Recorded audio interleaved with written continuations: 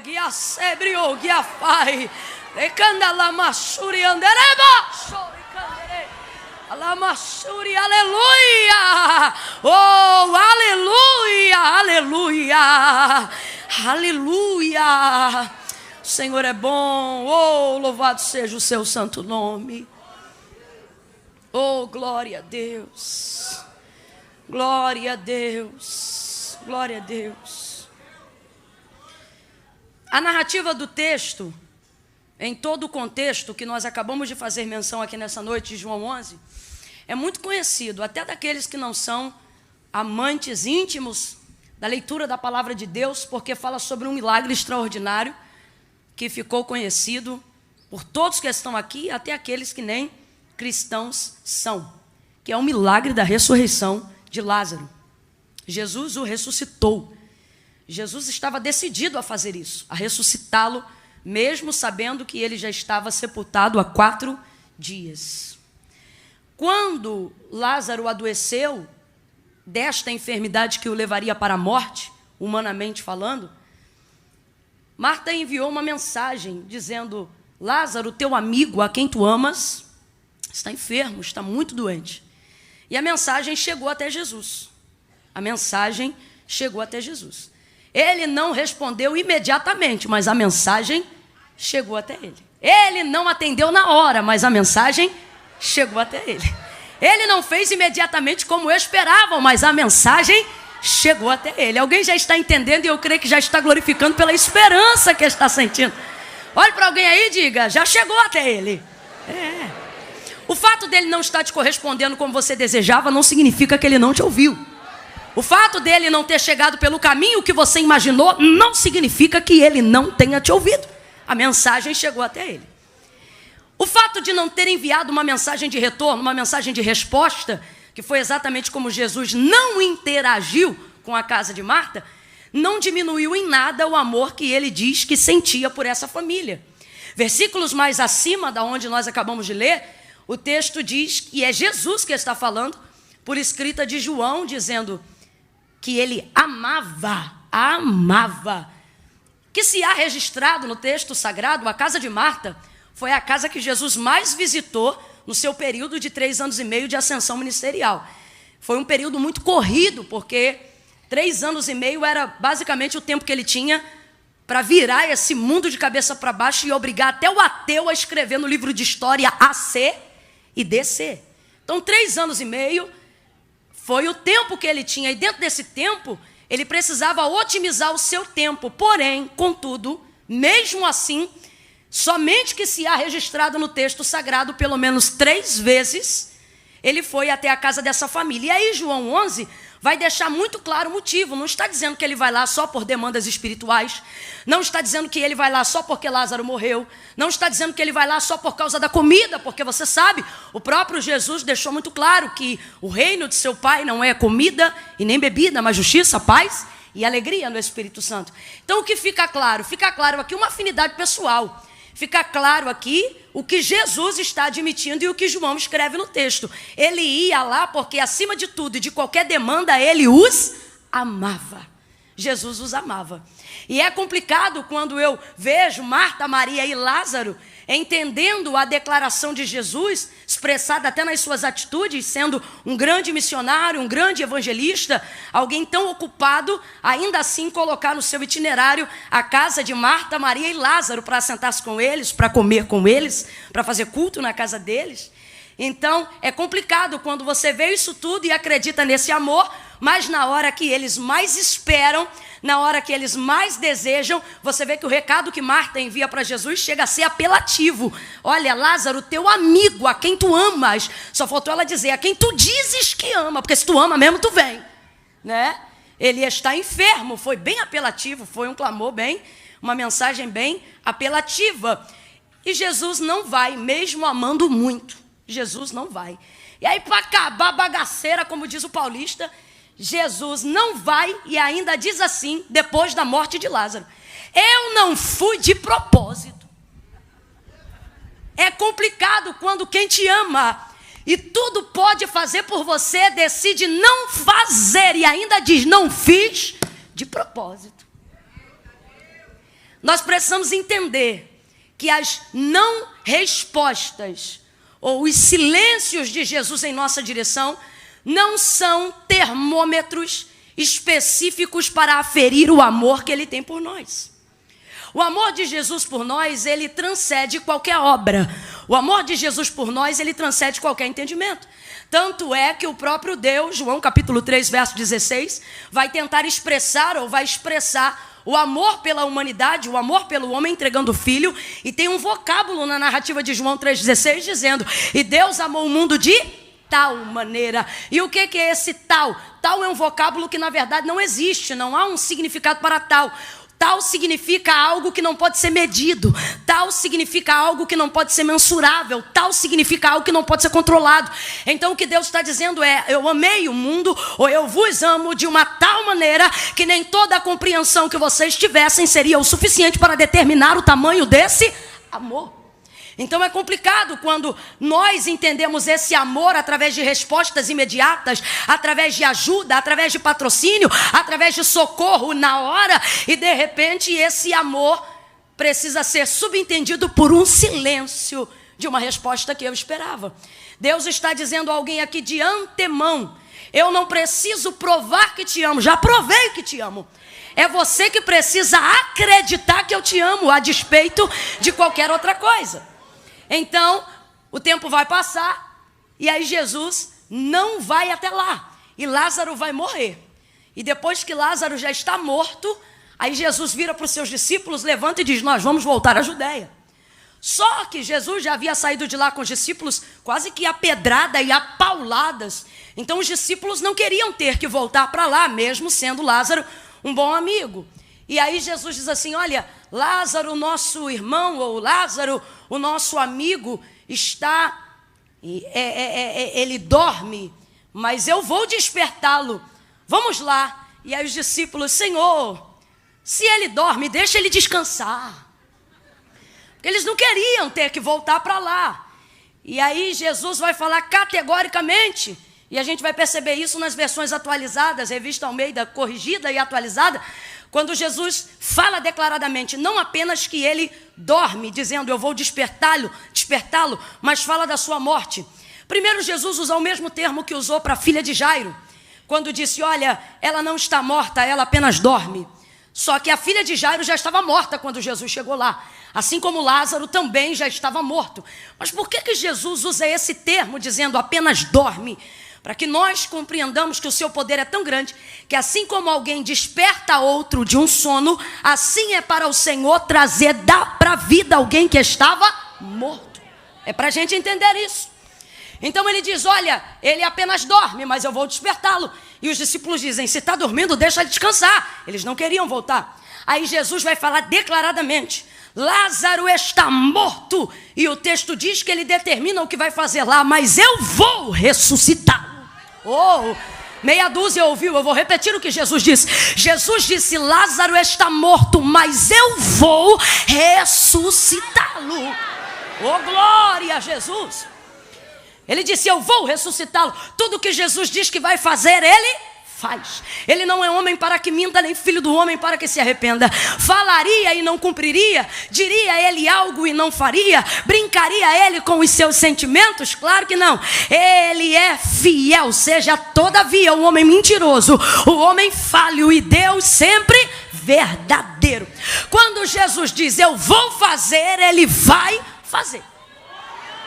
E ele está dizendo: olha, Lázaro dorme, mas eu vou. Oh, aleluia! Oh, glória! Ei, eu vou despertá-lo. Jesus precisa de algum dos seus discípulos para despertar a Lázaro? Jesus precisa de alguns da sua cúpula ministerial para tirar Lázaro da sepultura? Aquele que tem a chave do inferno e da morte precisa da permissão de alguém para fazer aquilo que lhe apraz? Mas ele anima os discípulos a irem. Ele já está decidido. Vou perguntar de novo: ele depende de algum discípulo para ressuscitar Lázaro? Porque antes mesmo de sair de onde estava, ele comunica aos discípulos: eu vou ressuscitá-lo.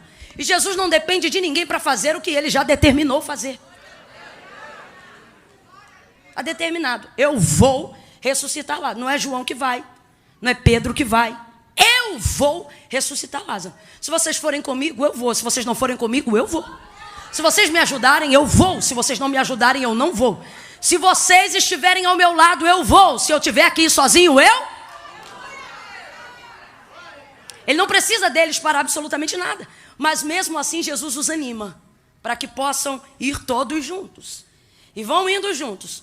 Quando vão chegando próximo à aldeia de Betânia, não necessariamente lá dentro, a notícia de que Jesus já estava a caminho de Betânia chega na casa de Marta. Marta é uma mulher bem formada. E aí, Marta já sai-lhe ao encontro. E você sabe o que acontece nesse encontro, é exatamente o versículo que nós acabamos de ler.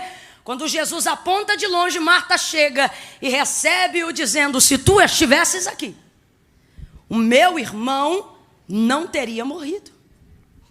Eu costumo dizer que no obituário de Lázaro, se Marta é quem fosse preencher, no campo, causa da morte, Marta escreveria ausência de Jesus. A gente ri, mas olha que isso mata mesmo, hein? Se tu estivesses aqui, diz ela para ele, o meu irmão não teria morrido. O meu irmão não teria morrido. Se tu estivesse. Marta é uma mulher de fé. Eu quero que você complete para mim, por favor. Marta é uma mulher de? Marta é uma mulher de? Vem com vontade, gente. Sem preguicinha de chuva. Marta é uma mulher de? Fé. Marta é uma mulher de fé. De muita fé. Mas Marta está fazendo o que eu tenho visto muitas pessoas, mesmo servindo a Deus e amando ao Senhor de todo o coração, fazendo nesses últimos dias, colocando a expectativa de sua fé em lugares errados. Marta está alojando a sua fé no lugar errado.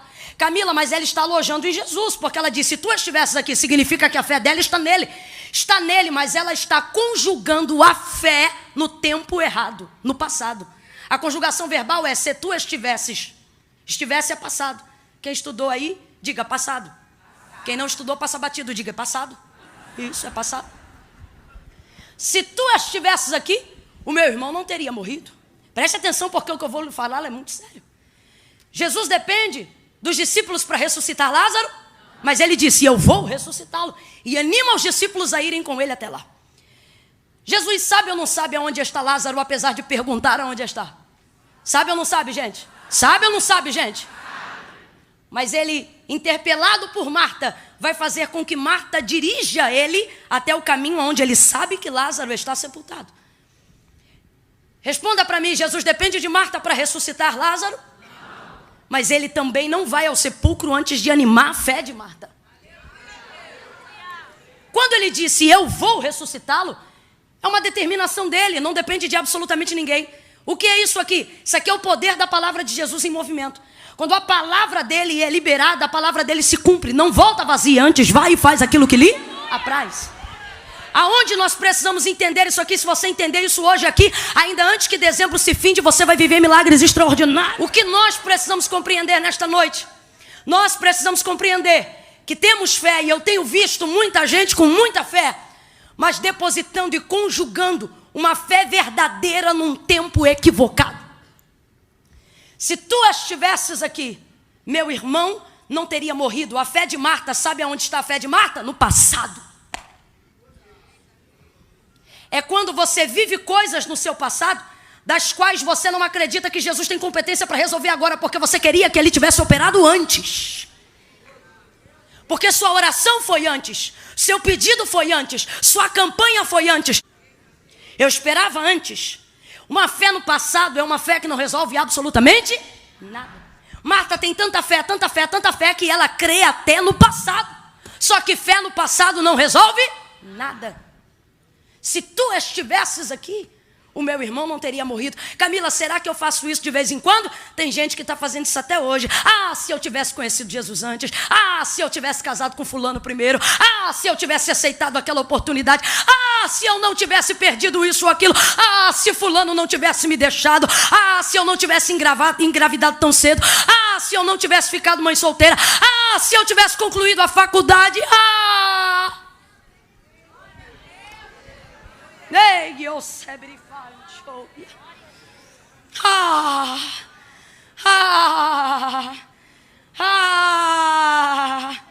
Só que Jesus está ali agora, Marta. Mas Marta só conjuga a fé no passado, porque Marta crê tanto que crê até no passado. Mano, você pode ter a maior fé do mundo, mas se você conjugar ela no tempo errado, não vai acontecer, por mais que você creia. Preste atenção. A palavra de Deus diz que a fé vem pelo ouvir, e o ouvir da palavra de Deus.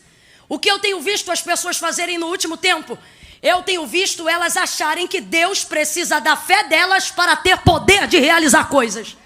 Preste atenção. Deus não precisa da minha fé para absolutamente nada. Camilo, o que você está dizendo? Estou dizendo que a minha fé não dá para Deus o poder de fazer coisas. Se eu creio, Deus pode. Quando eu não creio, Deus continua. Se eu creio, Deus é. Quando eu não creio, Deus continua. Se eu acredito, Deus faz. Quando eu não acredito, Deus continua na vida de outra pessoa. Mas faz. Porque a minha fé não respalda quem Deus é. Não, Camila, não. Por que não? Porque Deus não depende da minha fé para nada. Isso fica provado na palavra de Deus, gente. Eu não vim aqui lançar filosofia barata, não. Gênesis capítulo de número 1. O autor da carta aos Hebreus vai deixar claro que tudo aquilo que existe, ele diz, não é prova aparente do que se vê, mas céus e terra foram criados pelo poder da sua palavra. Então, para ter uma fé verdadeira, primeiro você precisa ter uma palavra genuína, a palavra de Deus. O que eu estou dizendo é que você tem que inverter a ordem de prioridade. Você acha que tem que dar fé para Deus ter poder de fazer. Só que Deus tem poder de fazer desde Gênesis 1, sem você crer, sem você nem existir. Camila, então o que você está dizendo? Estou dizendo que a minha fé não dá para Deus o poder de fazer nada, mas a minha fé me dá poder de receber aquilo que Deus já fez. Então eu creio. Para a gente entender, Gênesis 1, Deus trabalha com fé para operar lá? Não. Deus trabalha com palavra. Gênesis 1, Deus trabalha com fé para operar lá? Deus trabalha com? É eu que preciso de fé para crer que o Deus de Gênesis 1 é o meu Deus. É eu que preciso de fé para crer que tudo que existe e está diante de mim foi feito pelo poder da sua palavra. Então eu não posso tratar a palavra de Deus como se fosse uma coisa abstrata. Eu não posso tratar a palavra de Deus como se fosse qualquer coisa que anda por aí. Eu tenho que entender, meu irmão, que quem tem uma palavra tem tudo, mesmo que ainda não apareça nada. E a minha fé vai fazer manifestar o quê? Aquilo que já existe. Alabai, Jogia, Sérgia. Só falta aparecer. Sacode alguém aí, diga, quem precisa de fé é você. Quem precisa de fé é você. Crendo ou não crendo, Deus é. Crendo ou não crendo, Deus faz. Crendo ou não crendo, Deus pode. Mas por que eu tenho fé? Porque quando eu creio, é na minha vida que Ele faz. É o endereço da minha casa que Ele escolhe. É o ministério que Ele levanta. Oh, aleluia. Sem fé é impossível agradar a Deus. Só que não adianta dizer que eu tenho fé e alocá-la, alojá-la, conjugá-la no tempo errado. Eu preciso colocá-la no tempo certo. Por isso essa inspiração de Marta nessa noite, para o Senhor nos elucidar. Veja bem, a palavra de Deus não volta vazia. Vai, faz aquilo que lhe apraz. Eu já disse aqui mais de 4 vezes. Jesus já decidiu ressuscitar Lázaro. E está escrito aqui no texto. Ele disse, eu vou ressuscitá-lo. Ele não depende dos discípulos para isso. Ele não precisa de Marta para isso. Mas ele não chega lá sem levar ninguém. Ele vai catando todo mundo no caminho. Ele vai animando todo mundo no caminho. Camilo, o que você está dizendo? Jesus está dizendo, quando eu libero uma palavra para fazer, eu não preciso de você para... Mas eu quero você envolvido. Eu quero que você participe daquilo que eu já decidi fazer. Eu quero que você espere comigo, se alegre comigo, promova comigo, chore comigo, cante comigo. Aí quando ele chega, ele está ali na hora. Mas Marta conjuga a esperança que ela tinha de que ele estivesse antes. E diz, se tu estivesses aqui, o meu irmão não teria morrido. Só que ele está ali agora. E às vezes a gente não percebe o que Jesus está disposto a fazer agora, porque só quer conversar com ele o que ele não fez antes. Jesus trouxe alguém aqui para dizer, ei, eu tenho tantas coisas para fazer na sua vida agora, Mas eu não estou conseguindo conjugar o meu milagre no tempo presente. Porque quando você ora a mim, você só fala do que eu não fiz antes. Quando você busca a mim, você só fala das suas frustrações de antes. Você precisa entender uma coisa nessa noite, meu irmão. Nada do que Jesus deixou de fazer antes, ou nada do que você tenha vivido antes, impede ele de fazer o que ele está para fazer agora. Por isso ele te... Pegue na mão de alguém aí, eu estou sentindo graça de Deus. Julgo de falta de entendimento vai cair por terra nessa noite. Oh, pegue na mão desse crente, levanta lá em cima. Levanta lá em cima com a sua mão. Sacode essa pessoa. Diga para ela, o que ele não fez antes não muda. O que ele quer fazer agora. Quem pode celebrar com esse irmão aquilo que Jesus está pronto para fazer já? Oh, glória! Misture essas palmas com glória a Deus e aleluia! A gente está preso numa fé do passado. A gente está aqui agora falando do que ele não fez antes. A gente está aqui agora com um anzol tentando resgatar o que queria ter vivido antes. A gente só quer falar com o Deus da restituição e deixa de viver momentos maravilhosos com o Deus da compensação. Querendo pegar só o que está lá. Só que olha o que Jesus faz. Jesus anima a fé de Marta. Camila, Jesus precisa de mim para alguma coisa? Para nada. Mas te trouxe nesse culto porque quer que você participe daquilo que ele já decidiu fazer. Oh, aleluia. Aí Jesus anima a fé de Marta, gente. Jesus olha para Marta e disse assim: Marta, o teu irmão vai ressuscitar.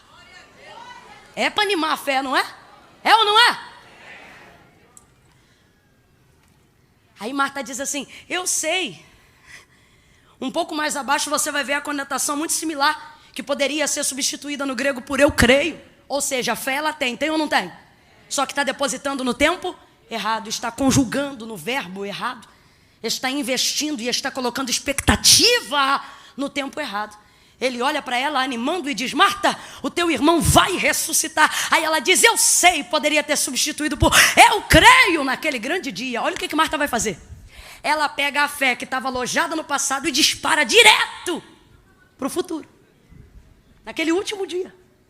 Quem está me ouvindo, diga amém. Quem está entendendo, diga é comigo. Tira a fé do passado e joga lá no futuro.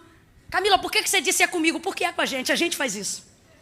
Quem tem de Deus aqui uma palavra, quem recebeu de Deus aqui uma promessa, quem está debaixo de algo da parte de Deus, se eu chegasse para você aqui agora nesse culto como estou e dissesse assim: por favor, traga-me aqui agora uma palavra que Deus liberou sobre a sua vida. Diga para mim aqui agora uma promessa que Deus te fez e você espera. Obrigatoriamente, todas as pessoas que estão aqui teriam que acessar uma memória do seu. Porque tudo que Deus falou que vai fazer sobre mim está na memória, está na lembrança do meu. Então, obrigatoriamente, se eu chegasse aqui e dissesse: me diga aí, o que é que Deus disse que vai fazer? Você teria que acessar uma memória do seu passado. Mas isso não nos deixaria deprimidos, não nos deixaria inconsoláveis, porque tudo que eu registro acerca do que Deus me falou no meu passado sempre me projeta para o futuro. Sim ou não? Sim ou não? Se você lembrar de uma promessa, você vai se lembrar ou da palavra ou de um profeta dizendo: eu vou fazer. Como disse Jesus acerca de Lázaro. Sim ou não? Te projeta para o seu futuro. O problema é que a gente faz essa transição muito rápido. E a gente anula um tempo que está entre passado e futuro, chamado... A gente quer receber o cumprimento da promessa sem ser participante do que Deus deseja fazer entre o passado e o futuro. Só que Deus não vai desprezar aquilo que está no meio, porque no meio está justamente o presente. E por que eu não posso conjugar uma fé no passado? Porque eu não mudo nada no passado. Por mais fé que eu tenha, fé no passado não resolve. E fé no futuro, anulando o presente, também não. Por que não, Camila? Porque nós não temos acesso àquilo que ainda há de vir. A única maneira de construir, modificar ou direcionar alguma coisa no futuro não é indo no futuro, é trabalhando no... Vai ouvindo aí? Ai, eu estou sentindo tanta graça de Deus aqui. Camila, por quê? Porque Deus trouxe gente aqui nessa noite para dizer: eu te trouxe aqui para te mostrar que eu sou o Deus do já. Eu te trouxe aqui para te mostrar que eu sou o Deus do presente. Vai ouvindo aí? No meio está o presente. Então no meio estou eu. Nunca parou para pensar que passado chamamos de passado, futuro chamamos de futuro. Agora aquilo que está diante de nós todo dia foi dado o nome de? Porque é uma dádiva. Está no meio. Então vamos lá. Quando eu lembro de alguma coisa que Deus falou para mim, acesso a memória do meu. Mas aí descanso, porque lembro que Deus me projeta para o e não quero fazer nada no meio. Porque é Deus que falou que vai fazer. E é Deus que vai cumprir. Só que eu estou no meio. Então, se eu tenho de Deus uma palavra no passado, e se ela fala sobre uma realização no futuro, eu preciso saber me comportar no? Nunca parou para pensar por que aquele que é fiel para te prometer o que te prometeu, também é fiel para cumprir o que te disse, mas ainda não fez? Nunca parou para pensar o porquê? Porque ele te tirou do passado, te lança para o futuro, mas no meio está você. E no meio você é o? Vai entender rasgado, porque eu vou falar abertamente agora. O Senhor está dizendo, quando eu te entrego uma palavra, não permito com que o passado interfira no que eu vou fazer. E tenho o poder de realizar o que você ainda não vê. Agora, para que isto aconteça, você tem que decidir. Se estando no presente, você vai ser a ponte que liga ou o abismo que separa as duas. Olhe para alguém aí, porque eu sinto de Deus uma atmosfera profética de confronto da nossa vida. Olhe para alguém aí agora e diga, e aí? Não, você ficou sem graça. Olhe para alguém e diga, e aí? Você é ponte ou é abismo? Quem é ponte, diga para Deus, por isso que eu vim, Senhor. Eu vim aqui porque eu quero ser a ponte que une. Eu vim aqui porque eu quero participar do que o Senhor disse que vai fazer. Oh, catuque umas 3 pessoas aí, diga, seja ponte, seja ponte, seja ponte, seja ponte, seja instrumento que conduz, seja instrumento de cumprimento, seja instrumento de fé, seja instrumento de realidade, seja ponte. Aleluia!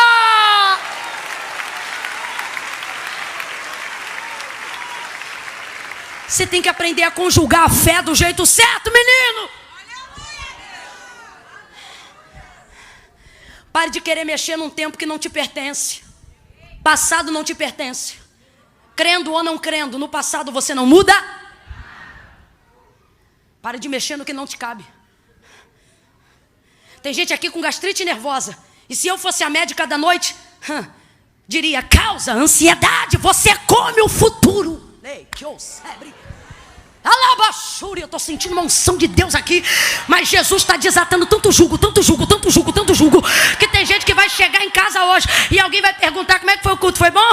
E aí Deus vai fazer alguma coisa no final do ano? Não, Deus vai fazer alguma coisa essa noite, meu filho. Deus vai fazer alguma coisa agora. Quem acredita, reage agora. Reage agora. Não adianta chegar em casa e reagir depois. Porque a palavra foi boa, então reage agora.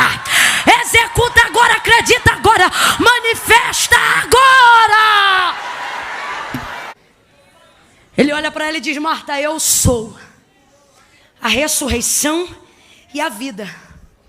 Aquele que creu, aquele que crerá, aquele que crê em mim. Quando? Ontem? Quando? Amanhã? Hoje não. Aquele que crê em mim. Agora. Hoje. Já. Ainda que esteja morto. Há 4 dias. Há 20 dias. Meu irmão, podia estar em estado de decomposição. Se crê em mim hoje, não importa o que eu não fiz antes, não importa o que eu vou fazer depois. Se crê em mim hoje, fica ligado no que eu vou fazer agora. Fica ligado em como eu vou restaurar tua família agora. Ah, Camila, mas eu sou fruto de um isso, de um aquilo. Jesus está dizendo, esquece do que você não viveu antes. Te prepara para o que eu vou fazer agora. Já parou para pensar nas 3 gerações patriarcais de Abraão?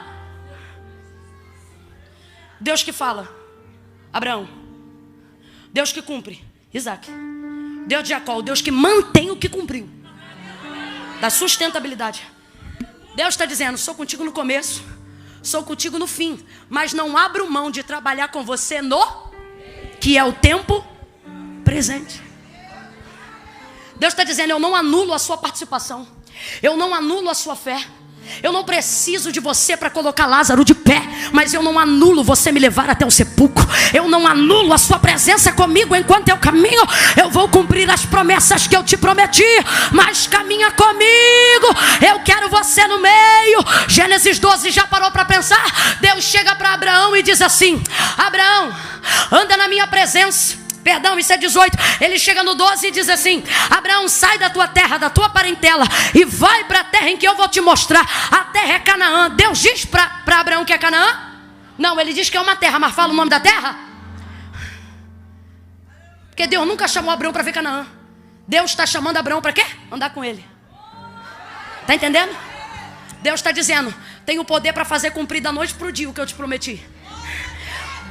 Mas eu não quero fazer sozinho, por mais que eu possa. Eu quero andar com você no meio. Eu quero te mostrar que eu sou Deus contigo no tempo presente. Eu quero te tirar dos teus traumas do passado. Eu quero neutralizar essa sua ansiedade acerca do futuro. Oh, vem pro meio.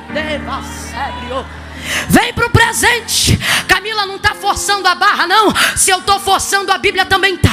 O texto diz que o da direita tinha sido crucificado com ele, o da esquerda também. Aí pegaram um pedaço de pau na mão para quebrar as pernas do da direita, e quebraram para quebrar as pernas do da esquerda, e quebraram. Mas João disse: eu estava lá e vi até o final. Chegando-se porém a Jesus, que estava no... Visto que já estava morto, foram para lhe quebrar as pernas, mas não puderam, porque sobre ele havia uma palavra que lhe dizia: nenhum dos seus ossos pode ser quebrado. Jesus era o homem do meio. Ele é aquele que quer te fazer andar entre o que ele falou e aquilo que ele vai cumprir. Disseram para Nabucodonosor: não colocaram os 3 jovens? Então por que é que eu vejo 4 e o quarto caminha no meio deles, como se fosse o filho do... Ele entrou numa sinagoga e pode liberar a palavra de onde estiver para curar quem quiser, sim ou não? Mas disse para a mulher encurvada: levanta e vem para cá. E chamou ela bem para o... Olhou para um homem de mão mirrada na Suriheva e disse para ele: levanta e vem para o...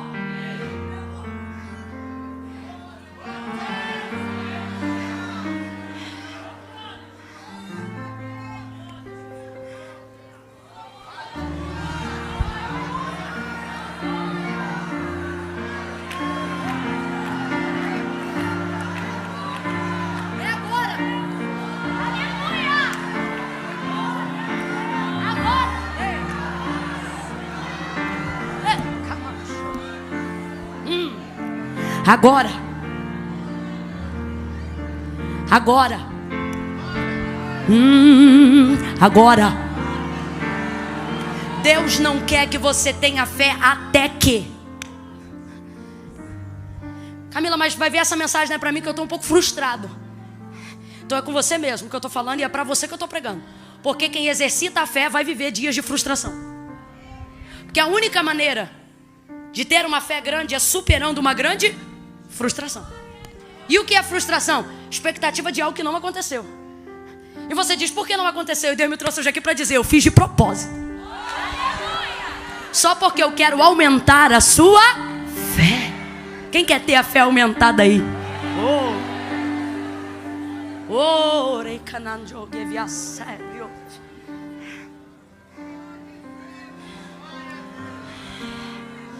Ele diz: Marta, onde o puseram? Aí ela leva ele lá. Ele diz: tira a pedra. Aí ela diz: Senhor, já cheira mal. Ele está aí dentro há 4 dias. Marta, eu sou a ressurreição e a vida. Aquele que crê em mim, ainda que esteja morto, viverá. Deus está dizendo: vou fazer coisas no seu futuro, desde que você creia agora. Desde que você manifeste a sua fé no seu presente. Eu quero orar hoje aqui para que Deus aumente a sua fé. E se para isso Ele tiver que elevar você a limites de frustração, aonde respostas imediatas das quais você precisava em tempos de urgência não chegaram. Que Deus continue te dando fidelidade quando te faltar a fé, para que assim, você possa entender que Ele vai aumentar a sua fé. Camila, minha situação é muito difícil. Concluindo o versículo que eu havia dito, não sou eu que estou dizendo, é Ele mesmo que diz pela boca do profeta Jeremias: ainda antes que houvesse dia, eu sou, e ninguém há que possa fazer escapar das minhas mãos. Operando eu, quem impedirá? 4 dias não são nada para o Senhor. Oh, aleluia. Eu não sei qual é a sua causa, mas o Senhor está dizendo: eu sou. Eu não sei qual é o seu trauma, mas Ele está dizendo: eu sou. Eu não sei qual é o alvo de sua ansiedade, mas Ele te trouxe aqui nesta noite para dizer: eu sou. Fica de pé se você acredita nisso. Oh, aleluia. Aleluia. Aleluia. Ele ressuscitou a Lázaro. E como eu disse no início, ele não dependia de ninguém para fazer o que ele já estava decidido a fazer. Mas mesmo assim, ele levou todo mundo para o lugar do milagre. Ele não precisava nem ter feito a oração que ele fez, gente. Ele mesmo ora e vai se justificando diante de Deus, dizendo: Pai, eu falo aqui contigo agora em voz alta. E ele diz: porque eu sei que tu me ouves. Aí ele diz: mas eu sei que tu sempre me ouve. Só que eu estou fazendo assim para que eles vejam que o Senhor me ouve, e assim eles possam crer. Jesus depende da fé deles para ressuscitar Lázaro, gente? Não. Mas ele está dizendo: Pai, eu vim aqui animar a fé deles a despeito do que eu posso fazer. Porque eu quero que eles se alegrem comigo, que eles participem comigo, que eles glorifiquem o teu nome comigo. Porque assim o teu nome será muito mais glorificado. Então aproveita esse tempo aí. Porque 5 minutos lá fora podem não mudar nada, mas aqui dentro, debaixo da palavra de Deus, podem mudar a história da sua vida. Levante as suas mãos espalmadas para o céu, espalmadas para o céu. Senhor, em nome de Jesus, nós estamos aqui, Senhor, debaixo desta palavra do Deus do haja, do Deus que se manifesta, do Deus presente, do Deus Emanuel, Deus conosco, Deus de Abraão, Deus de Isaac, Deus de Jacó, o nosso Deus. Nós queremos te clamar, nós queremos fazer uso do privilégio que em Cristo nos foi concedido. A criação te chama Senhor, os anjos te chamam Santo, mas nesta noite nós te chamamos Pai Nosso. Pai, responde-nos, Senhor.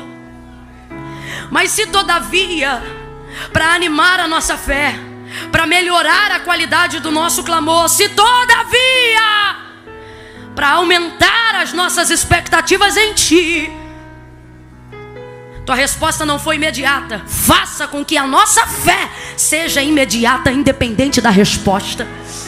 Faça-nos continuar crendo apesar do luto. Ajude a nossa fé, repreende a nossa incredulidade. Faça-nos continuar sonhando mesmo diante de agonias. Faça-nos continuar acreditando mesmo diante do cansaço. Deus, nós queremos romper em fé. Deus, nós te clamamos nesta noite, Senhor, por uma fé verdadeira. Nós te clamamos nesta noite por uma fé sincera. Nós te clamamos nesta noite por uma fé genuína. Nós te clamamos nesta noite por uma fé avivada. Nós te clamamos nesta noite por uma fé verdadeira. Enche-nos de fé, Deus, e glorifica o teu nome.